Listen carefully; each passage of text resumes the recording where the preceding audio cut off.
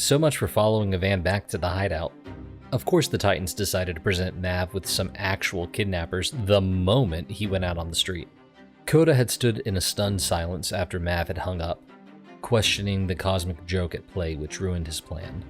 This could have been done in a half hour, an hour at max. But no. They would likely spend the rest of their day on this investigation, all because Mav had found that damned car. The fight itself had gone smoothly. By the time Koda arrived, he hadn't been tempted to join, letting Mav have his fun, until the civilian appeared. Then that civilian turned out to be a wave leaper who assisted Mav without the righteous guy knowing she was even there. So long as one was left conscious, Koda's new plan could run smoothly. Then the wave leaper shot a hole through the errant flame dancer's gut. Koda groaned, hiding his eyes in his hand. He'd used his gift to hover about 30 feet in the air, his vantage giving him sight of both brawls. Mav, after knocking out the two wielders, entered the main street.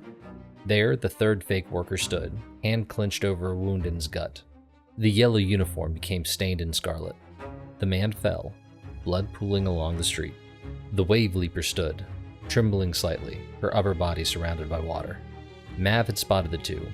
His charge never faltered, heading straight for the wave leaper now. Oh, great.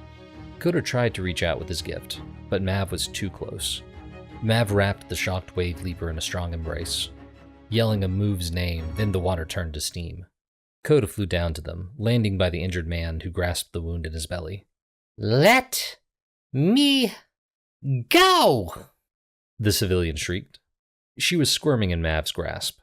Koda almost smirked at Mav, who was trying to comprehend the situation. Mav had done this move many times in practice.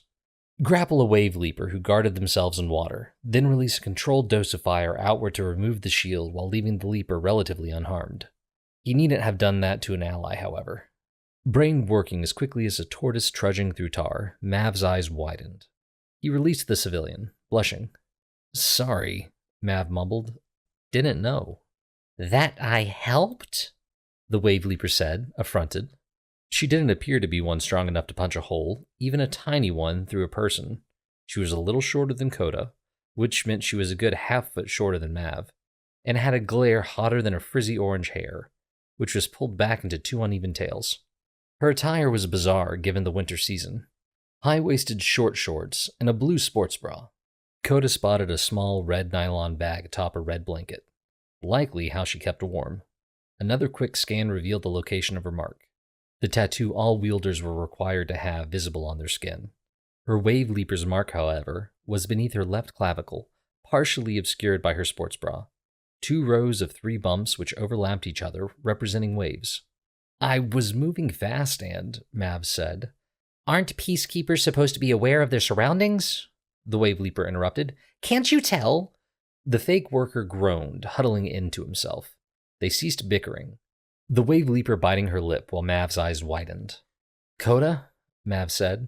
"I'm holding in the blood as best I can," Koda said, the little black dots only Koda could see shoving against his wound. "But he's lost a lot already, and will lose more. He needs help." "Where's the nearest hospital?" Mav asked the wave leaper, who was already running to her bag. "Not far," she said after pulling out a tablet. "I can give you the directions." "The van?" Mav asked. "I can't carry them all and be fast at the same time," Koda said. "Return the kidnapped people to the van. We'll take them to the hospital in a single trip." "You want the kidnappers and the people they took next to each other?" "Their abductors are either out cold or dying, and I'll be back there with them. They will not be in danger," he said to the wave leaper. "Name's Maren," she said. "Mav will drive. You lead him to the hospital." Koda lifted the injured flame dancer with his gift, the little black specks holding the man afloat. To the others, it would look like the man was levitating. The civilian stared in disbelief. "I think I should go to the police station," the civilian said. Report it, and..." "You're the reason we're losing our lead. If this man dies, there goes our quickest route to saving the other victims. You are coming with us. Now, hurry."